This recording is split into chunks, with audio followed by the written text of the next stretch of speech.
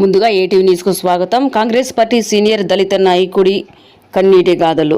భద్రాద్రి కొత్తగూడెం జిల్లా జులూరుపాడు మండలం. కాంగ్రెస్ పార్టీ కష్టకాలంలో పనిచేసిన నాలాంటి వ్యక్తులకు అవమానాలు, వేరే పార్టీల నుంచి వచ్చిన వ్యక్తులకు సన్మానాలు, పార్టీ పదవులు ఎలా మీనాక్షి నటరాజన్ మేడం దగ్గరనే తేలాలి అంటూ మాట్లాడుతున్న మందబాబు. ATV news Julurupadu.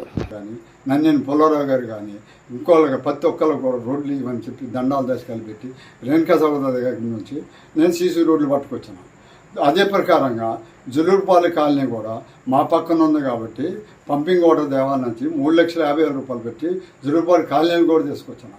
దీని ప్రకారంగా ఈ దిమ్మె పోతుంటే ఈ నీరు రాకపోతే శ్రీమతి రామదాసు నాయక్ గారు కూడా మా దగ్గరకు వచ్చి దాంతో మాట్లాడిన సందర్భం మాకు తెలుసు.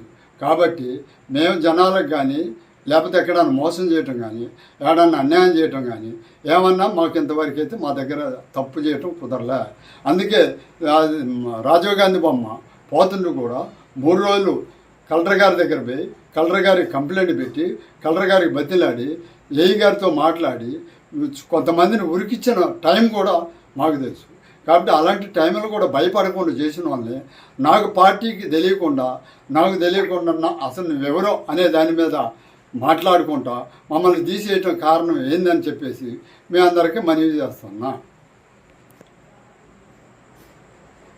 అయ్యా, ఇదే విషయంలో మీనాక్షి మేడం గారి దగ్గర పోయి దండాలు దశకాలు పెట్టి, అయ్యా నా పరిస్థితి ఇది, నేను పార్టీలుండి కూడా బొమ్మలు కానీ ఈ గొడవలు కానీ సిక్కు కానీ సికాకు కానీ టీఆర్ఎస్లు గొడవ పెట్టినా కూడా వాళ్ళకు భయపడకుండా ఉన్న 10 సంవత్సరాలని ఇలా టీఆర్ఎస్ వాళ్ళు వచ్చి